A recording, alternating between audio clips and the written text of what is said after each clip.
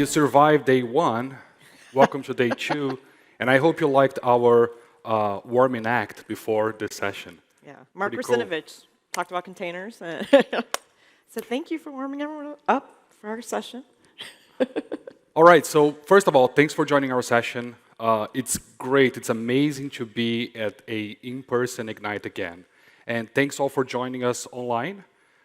We have a few folks ready to answer questions online. So send your questions with the QR code that is coming up right next. So I'm Vinicius, I'm a cloud advocate at Microsoft, and I'm joined today by Amy. I'm Amy Collier, Senior Cloud Advocate as well, working with Vinicius. And I have mostly an infrastructure background, so learning containers was actually really exciting for me because I kind of come from virtualization straight to cloud, and containers is kind of a great way to segue into that space. So it was really cool to learn from Vinicius, and I'm happy to present it to you today. All right, so before we get started, a few things. So again, send your questions. We have SMEs online that are available thanks to the SMEs that are answering questions. This is a level 300 session on containers and Kubernetes. If you are not familiar with the things that we are talking about, feel free to send your questions. Again, these SMEs are available online to answer those. And also, all the content you are going to see in the session is going to be a blog post series on the IT Talk, IT Ops Talk. Yeah. Which is our blog, and I should know by head what the address is. So don't worry about taking pictures of YAML files, Docker files, and everything we're talking about. Everything is going to be available to you to be reusable after the session in the upcoming weeks. Sounds good? Sounds good. With that, let's get started. And we're talking about web workloads running on IIS and a few tips to containerize them and run your environment better with Windows containers and Azure Kubernetes Service. With that said, we wanted to start by talking about some of the challenges of managing web workloads, especially when you go at scale, and then how the Windows containers and Kubernetes are going to solve for those problems. So the first thing we wanted to talk about is SSL certificate lifecycle management. And what that means is, let's be honest, we all have been in that place where you get a phone call or someone saying, I'm trying to access your website, but there's an error showing up because the certificate expired. We've been there, right? Not only that, but your certificate expiring, just one of the problems of managing certificates for websites. You have to think about what certificate goes to what website. If you scale your instance, all those certificates, they have to match for all those instances. And then you have the life cycle of the certificate itself. How do you present that to your users, routing, and everything else. So managing certificates at scale becomes a problem. And I was going to say, usually the person that gets the email about the cert doesn't work at the company anymore, and you're trying to call. Been there, done that. Another management challenge would be the application pools and websites. They're a great way to segregate your workloads on the same OS instance. However, once you scale out, you got to scale out IIS with the gold image, and now you're scaling out all those application pools and websites. And then also, if you choose to segregate like the VM side, if you go from one VM to more VMs, you still have that management overhead and added cost. So it could be a challenge just trying to scale out. Yep. The next thing is a lot of websites, they have hard-coded configurations that are part of the website itself. So if you take a ASP.NET application, for example, you have a web config file, and that web config file has the configuration on what are the settings for my application, what is the connection string to my database. As you move your application from development to test to production, or if you're moving your application from on-premises to the cloud, managing those hard-coded configuration becomes a problem. And if you decide to scale up or down, you have to keep track of all of those configurations for all of those instances and all the websites and configurations for all of the instances that you're managing. And so next up, we have horizontal scale. And as I mentioned, and as Vinicius mentioned, now you're managing all those SSL certs if you're scaling out. And they have to match and not expire. Also, if you scale all those app pools, you're managing all those app pools on the instances. And then you have to make sure if you add new nodes that they're all in the same OS version, they match, so the user experience is seamless. Furthermore, then we go into the end of support lifecycle. Yep. So end of support is a major problem for a lot of our customers. And what it means is customers have entered this, this cycle of upgrading your servers for 2008 end of support, for example. By the time that you finish the upgrade of 2008, guess what? End of support of 2012. And I don't know how many of you realized, but Windows Server 2016 is already out of mainstream support. There's no new features coming to Windows Server 2016. And it means that you have a few years to get out of Windows Server 2016 into the next version. So this cycle of constantly upgrading your servers has become a challenge for most of our customers. We have a few options for those customers, but it's something that you have to keep up and keep track. So all of this combined becomes a massive challenge for managing web applications, and we have a few options with Windows containers to address those challenges, and it becomes easier and you have better IT practices. The demonstrations and all the solutions that we are going to talk about, they reference the architecture that you see here. Now, this architecture was chosen for simplicity, so we can show you how the things that we are talking about work. Some of the things that you are seeing here, like for example, Azure Container Registry, where you can host a container image, can be replaced by another option like Docker Hub, for example. And some of the things that are necessary for your application might not be in this architecture. For example, you might be using storage for persistent storage for the application. You might be using an Active Directory domain controller for GMSA for your Windows workloads. You might be using Azure Active Directory for pod identity. So we're not going to touch those things, but keep in mind that your application might be more complex than what we have here. It's just that we are using this architecture to reference how we solve for the problems that we just talked about. With that said, let's talk about the first one, which is solving for SSL configuration. And what we're going to use here is a new feature in Azure Kubernetes Service, or AKS, which is what I'm going to reference the service from now on, called Web Application Routing. Now, if you are deploying a web server, you want to expose HTTPS for your customers, right? For your clients to access your server or your web page. And what happens here is that we are going to use this new feature to configure everything at once for the ingress controller for your Kubernetes cluster, as well as how your nodes access the secret on Azure Key Vault, which is the certificate, to present that to your clients. So I'm going to move to my demo machine. And what you see here is I have a resource group, and I have a cluster deployed, an AKS cluster deployed, and I have an Azure Key Vault deployed as well.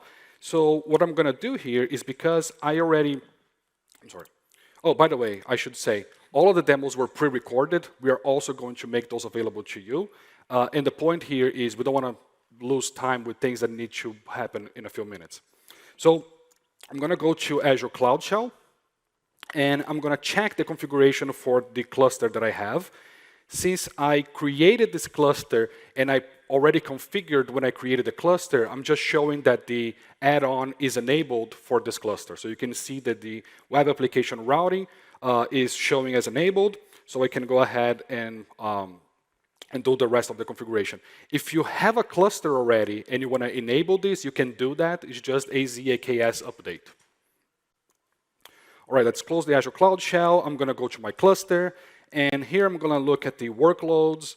And when I do that, you can see that I have an Nginx pod, which is basically the ingress controller that is controlling the traffic that is going into my cluster. And in the back end, I also have the Hello Web Application Routing namespace. And in that namespace, I have the pod that is hosting my application itself, which is the IIS Hello World. And I have a Key Vault IIS Hello World pod, which is basically how my nodes are going to be able to go and access the secret on Azure Key Vault. And that's managed via managed identity. So your AKS cluster has the necessary access to Azure Key Vault, right?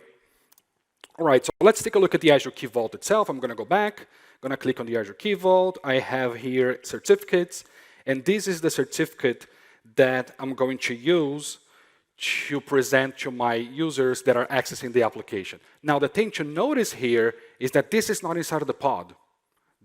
The certificate is completely irrelevant for the pod at this point, because we are presenting the certificate when we hit the ingress controller, not the pod. So the pod is completely unaware of the HTTPS traffic.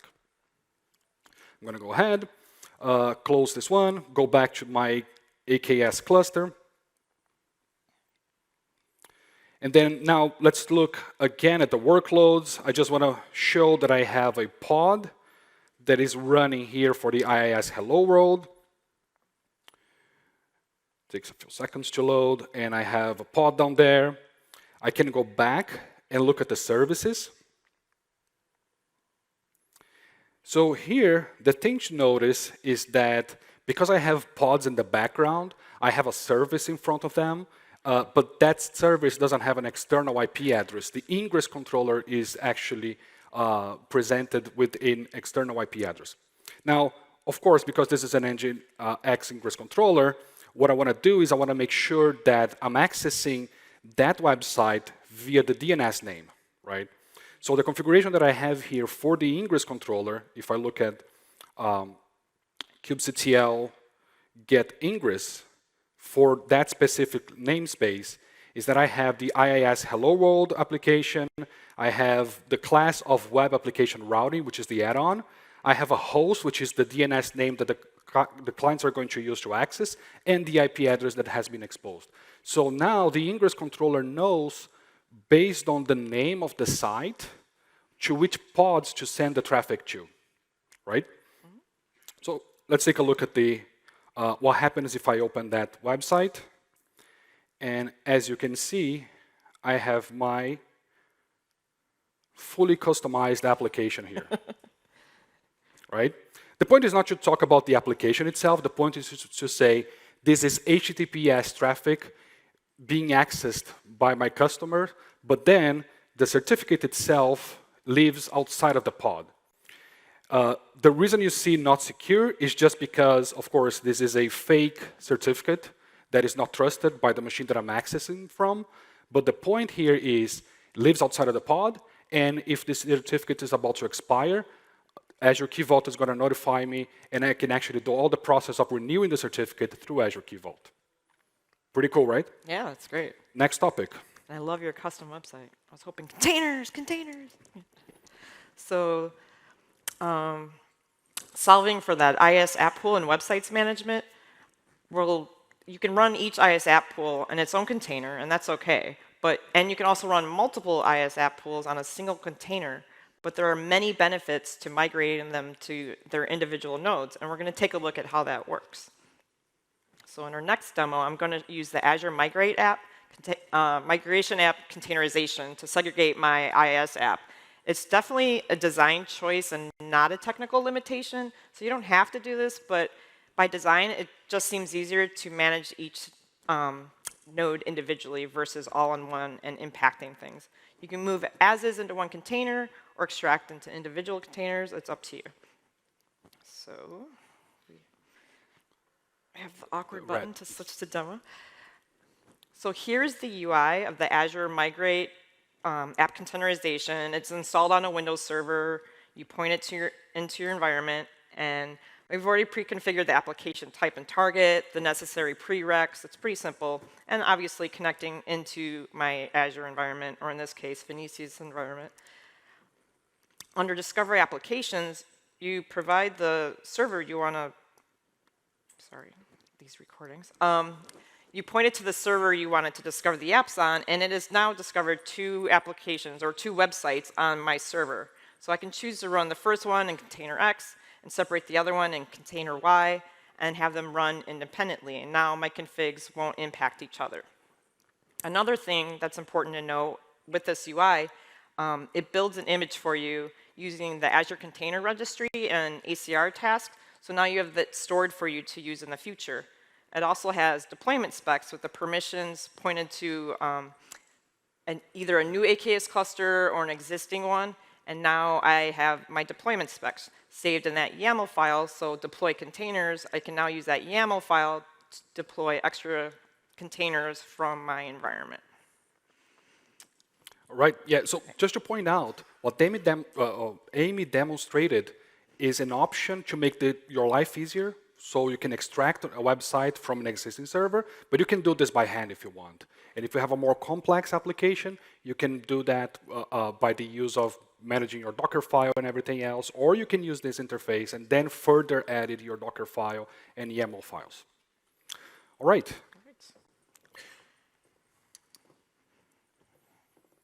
So let's talk about the next topic, which is solving for hard-coded configuration. So as I said at the beginning, webconfig specifically for ASP.NET applications is the file that you are probably familiar with if you've been managing IIS and web workloads for Microsoft. It's not just that. Any hard-coded configuration, when you go to a container, you probably want to take those out of the container instance and put in some kind of environment variables or something that is delivered to the container when the container is actually deployed, so the container knows what to use in terms of, is it my testing environment, is it my development environment, is it my production environment, and so on. Now, for the demonstration itself, I'm going to shift this one to the demo machine. And if you're not familiar with development, if you are not familiar with Visual Studio Code, this might seem like a lot. So again, don't worry about how complex what you see in the screen is. I'm going to point out the things that you need to know specifically for the configuration of IIS websites. The point here is I have a ticket desk application, and the application itself also doesn't matter for the demonstration. What I'm going to show to you is the web config file you see here is the thing we need to change for every time that the container runs. Why we need to do that? Because if the pod goes up on the test environment, as I mentioned, we want to have a configuration. If it goes live, it needs to have a different configuration. So what we're going to do is kind of a hack to get this web config file changed. So the web config file first.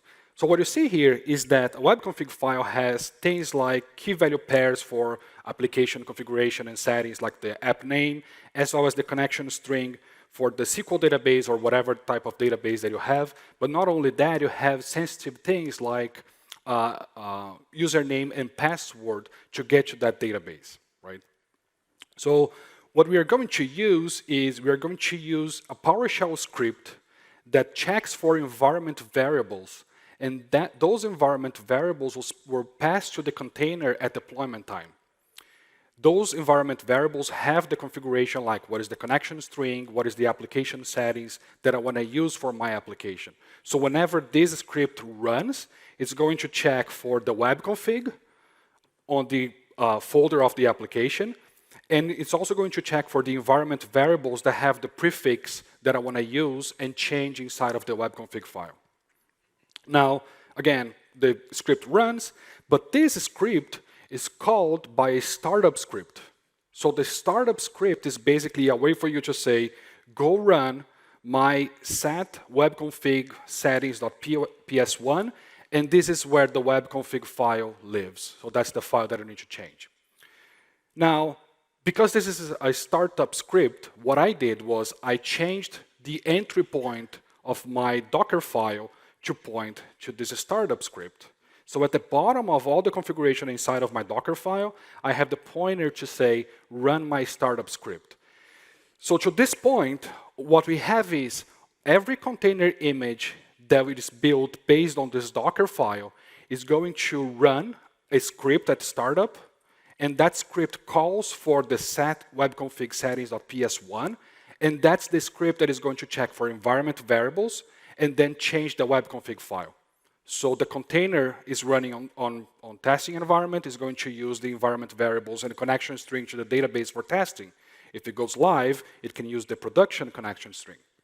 Now, this is all great for the container image. We need to pass on the environment variables now. And the way we do that is through the YAML file that actually deploys my application. So if I move forward now, I go to my ticket desk deployment.yaml, and this is a regular YAML file. It deploys the image that you see up there. But then after that, it tells what are the environment variables that I want to pass on to the pods that are going to be created based on this deployment. Okay?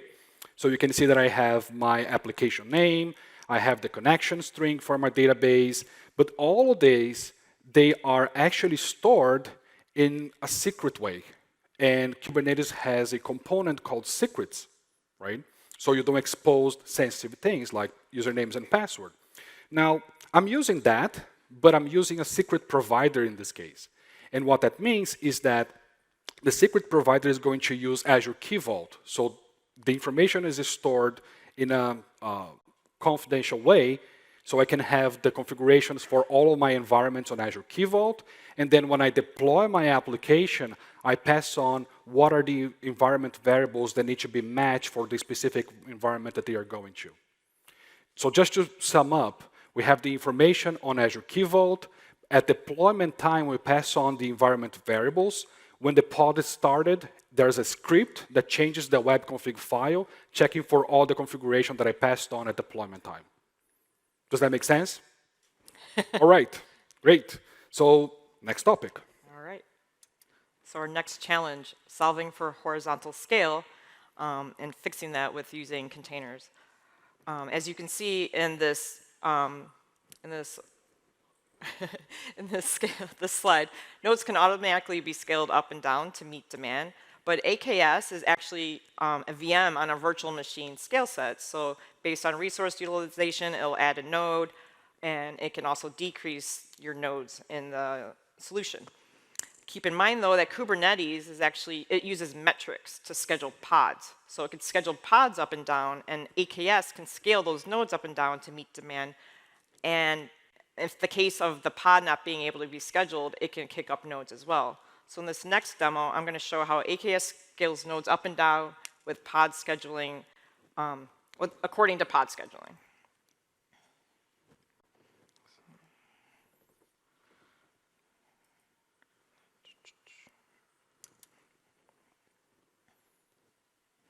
So here we are in the AKS cluster again. We click into the node pools, and we're going to see the Windows Server pool only has about one node running right now. And then if you go to the scale node pool, you can see auto scale is already set and recommended. I have a node count range of 1 and as a minimum and 10 as a maximum. So depending on demand, it would scale up to 10 nodes.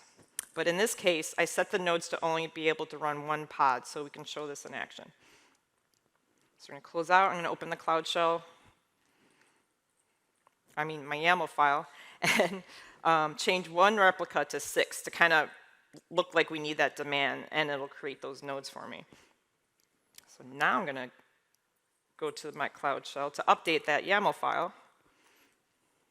So you can just upload it right here.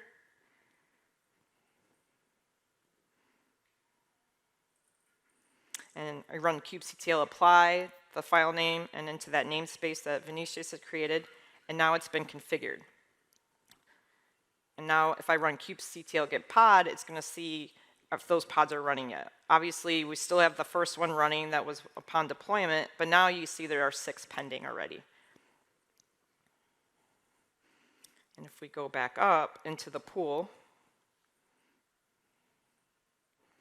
you can see it's still running 1, but that node count is now up to 6. And we'll go back. So AKS is now going, hey, need more nodes. Let's spin up nodes. So we're going to do the kubectl get pod again. And now you can see one's already in the state of container creating versus pending. And we'll speed things up too. But if we add this watch flag, you can continue to watch the status. So pending, container creating, now some are running. It's a good way to keep status on your pods that are coming up. And then if we fast forward here, we're going to see that all 6 are running now.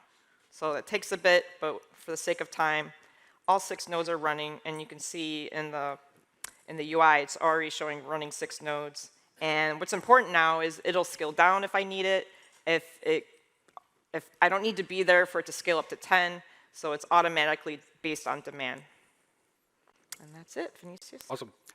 We just released well,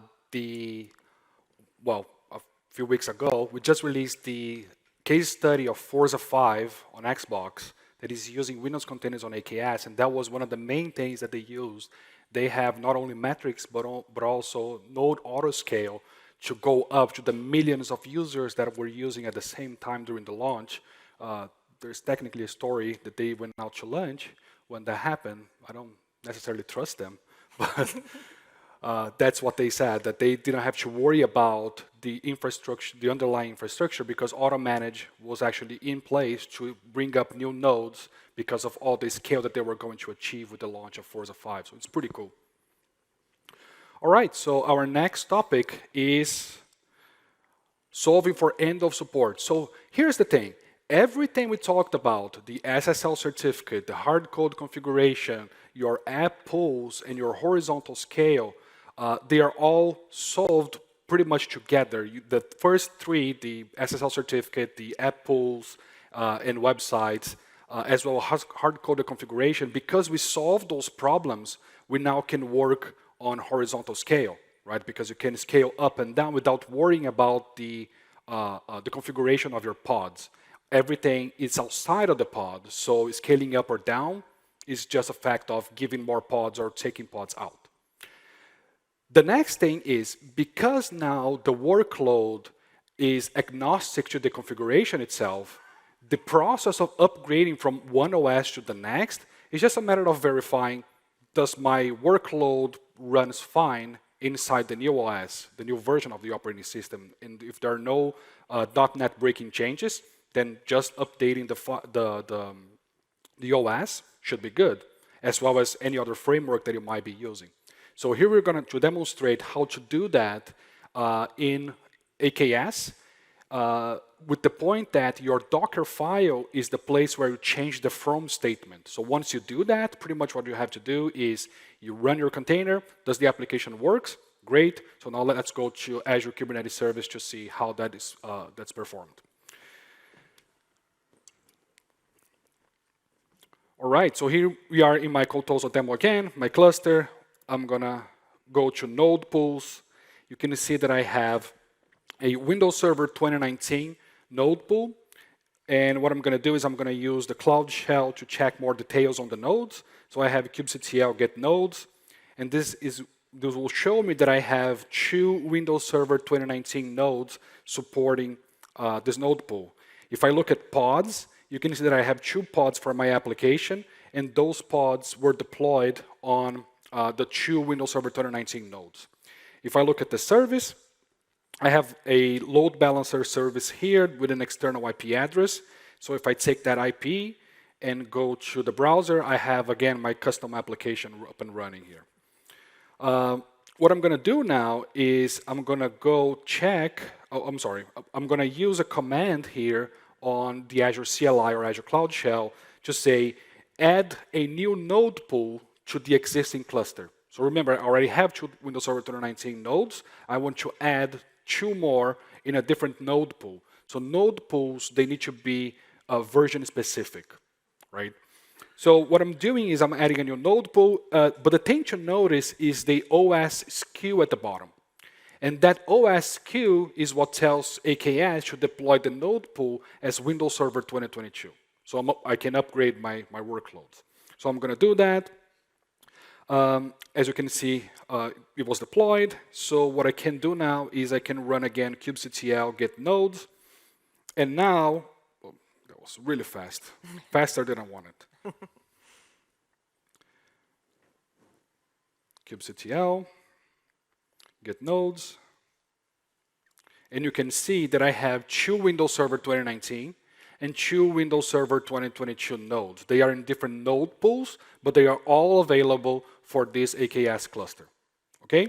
So now what I can do is I can go to my YAML file that deploys the application. Again, first, you need to go to your Docker file, change the from statement to make sure your application is running on the latest version. But now I can change the image version on my YAML file. In this case, I'm just changing to an IIS 2022. But you would use your custom container image. The next thing here is that Windows applications on Kubernetes, they use a node selector. And what the node selector is a way for you to say, this is a Windows application. Those pods cannot be scheduled on a Linux node, right? However, because Windows images, they have to match the version of the host, if I keep this node selector here, what Kubernetes is going to do is basically say, take this pod that's running Windows and run on one of those 4 nodes that I have. And I cannot let this 2022 image run on a 2019 node because that's going to break the pod, right? So what I'm going to do is I'm going to change the default node selector from Kubernetes to the Azure one to use the OSQ that I pointed to in the previous step when I created the node pool. So now these containers can only be scheduled on Windows Server 2022 nodes, not any Windows server running on this AKS cluster. Okay? So now I can go to my Cloud Shell again. I'm going to upload the file that I just saved. I'm going to type kubectl, apply the file that I want to use, IIS sample. Notice that the service didn't change, but then the IIS deployment was configured. So kubectl get pods. And here's the interesting thing.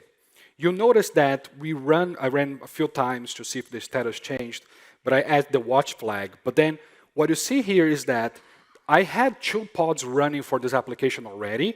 And when I deployed the new file with the updated configuration, the 2 pods that were running continue to run because the new one is not finished scheduled, right? So until that new pod is up and running, the older ones are not terminated because they are serving customers or clients that are accessing my website, right?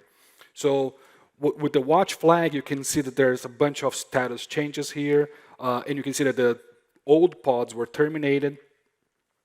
So if I remove the watch flag now, basically what I have is the 2 new pods that are running. And notice the node name that says AKS WS, Windows Server 2022, which is the naming convention that I used for my node pool. So those pods are running 2022 images on 2022 nodes. If I go to the website and update the page, the website is still the same. The application did not change. What changed was the underlying version of the operating system, but that was way easier than opening VMs, upgrading the operating system and everything else, which is a process that you are probably familiar with. And no downtime. Yes, and no time for That's the exciting too. Yes. Pretty cool, right? Pretty cool. Good job.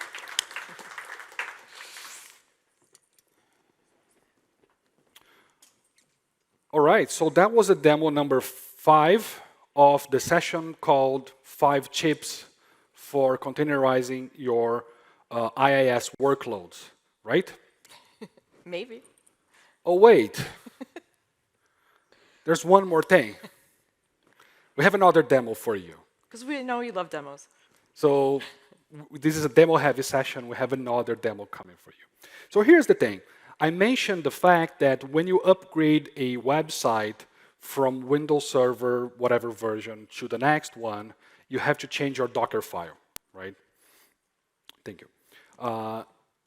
That process, depending on how complex your application is, consists of opening the Docker file, making the configuration, build your container image, deploy, test the application, it fails. Go back to your Docker file, change the Docker file, build your container image, run the container, test the application, it fails. Go back to your Docker file, change the configuration, build your container, you got it, Yeah. right? Sounds fun. So it's a tedious process of going back and forth to make sure that the application is running as it should inside of the container. Now, let me ask a question. If you have to manage an IIS instance, what do you do? And it's not IIS reset. You open the MMC, right? Yeah. It's 2020 and we're still using MMCs, right? To remote manage your web servers, sure. Right? What about a container? Can I remote manage a live instance of a container with with the MMC for IIS? No. Yes. Let's show you how to do that. So that solves the problem of going back and forth. You can do this once, and then when you have it configured, you can go ahead and finish your Docker file and everything else. So what I'm going to do is I'm going to move to my demo machine, and here I have the Docker file that I'm using to build just an IIS image. So I'm starting with a from statement saying this is a IIS image for 2022, and this could be whatever other image that you might want to use from the .NET framework or ESP.NET. But the main thing are the PowerShell commands that I'm running after that. And you can add that portion of my Docker file in yours on testing environments. Don't do this in production, by the way. To basically say, during testing, I want to enable remote management for IIS. So what I'm doing here is I'm running the install Windows feature for the web management service. I'm changing the registry to enable that. And then I'm setting up the service as automatic. That's very simple. You would do that probably in a next finish kind of fashion. If you were operating a VM, it's just that we changed to a PowerShell script, and that's now part of my Docker file. So with that, I can go to Docker desktop, and I built the image already based on that Docker file. And at the top, you see that I have the IIS remote, which is the name that I gave to this image. The next thing I want to do is I want to open the port 8172, if I remember correctly, yeah, which is the port for remote management of IIS for the MMC. And that's pretty much it. I can run the container. When the container is running, I can select the option here to view the details of that specific container. And Docker Desktop has a nice feature of opening a console directly to the running container. So in this case, I can simply type ipconfig. I check the IP address of that running container. I can then go and voila, IIS MMC console. So I type the IP address, the username that can access that instance, and you have to add that to your Docker file, by the way. There's an error for the certificate, but that's fine because it's remote management. And there you go. This container is now being managed via IIS UI that you are familiar with for years and years. That's right? That's awesome. So I could come here and say, I want to add binding for the HTTPS. I want to change the basic settings of my application to change the application pool, for example. I can create new application pools. I can do whatever I want with this image. And you have two choices. You can translate those steps into PowerShell and then put those steps in a way that you can convey on a Docker file. Or don't let anyone know that I told you this, but you can simply commit the image and create a new image based on that running instance. Don't do that. Just change your Docker It's enabled by default. All right. You like that? Pretty cool, right? That will probably help in the process of bringing your IIS instances to Windows containers. So with that, we have a few resources for you to get started. The Windows Container Docs is the main one, aka.ms/containers. The thing to point in that documentation is actually the third link, which is the lift and shift doc, which was a humongous amount of work from a lot of people internally, bringing all their knowledge together on what you need to know as a customer on going through the process of containerizing an existing application. Internally, this was a 17 pages long doc that we put out in Microsoft Docs that you can now consume and know what are the things you should be aware of when you go and containerize your own application. That applies for web applications as well as other types of applications. Azure Migrate, as Amy mentioned before, we have app containerization from Azure Migrate that can extract applications from running servers, so you can have that deployed as a container on AKS or app service even. And the Windows Container Demos. So the Ticket Desk application that I mentioned in one of the demos is part of that repo. all of the YAML files, sample applications, how do you connect to Azure Key Vault, what do you need to know about deploying a Windows application. They are all part of the demos. We have 3 demos in there, 2 for Server Core, for existing apps that are being deployed now in containers, and 1 on Nano Server for a net new application that was deployed directly in the Nano Server image to save some space, but also using some new frameworks and not .NET framework. Yeah, and that was a great way for me to ramp up going through those demos. And when you're starting from the ground up, I'm like, okay, kubectl, kubectl. That's the Oh yeah, I joke about. kubectl or kubectl. kubectl. Kubectl is much You better. can make plushies, kubectl. Come on. Nobody. No. All right, I'm Okay. outvoted. All right, well, thank you so much. Thank you so much for Yeah. joining our sessions. We'll be around if you have any additional questions. And thank you for the folks online as well. Yeah, thanks so much. We really appreciate it.